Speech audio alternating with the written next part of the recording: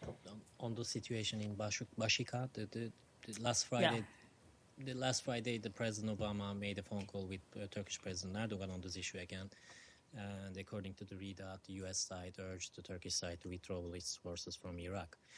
Do you have any update on this? The withdrawal is achieved over the weekend, according to your... If what was achieved? The withdrawal of the Turkish forces is achieved? I don't have an update on Turkish military movements. I think, you should... I refer you to the Turkish government for specifics on that. What we have said is we're encouraged by the dialogue between the two countries, and we've seen the reports of Turkey's intent to withdraw. We welcome that because the third point I'd say, we've always made this clear, is that whatever military activity is going on inside Iraq needs to be done with the approval of the sovereign Iraqi government. And so our view is we want this worked out bilaterally between the two countries. We're encouraged by the dialogue that they've had and the progress they seem to have made. But I can't give you a up-to-date tick-tock on exactly where Turkish troops are right now. I don't know. Yeah, but the Iraqis brought this issue to UN Security Council also. It's not anymore a bilateral issue.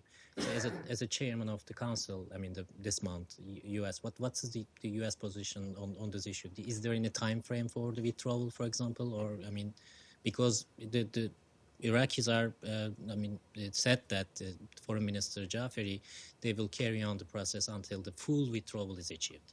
I understand. And they have every right to pursue their sovereign ends the way they believe they need to pursue them. Our view is that we would prefer to see this worked out bilaterally. It appears that is what is happening, and we want to see that continue. No, if there will be no withdrawal until a specific time, there will be a condemnation from the Council, for example? I'm not going to speculate about an action the Council hasn't taken yet. And I don't speak for the UN. I know we're the President, but I speak for the State Department and for Secretary Kerry. Our view is we want this resolved bilaterally.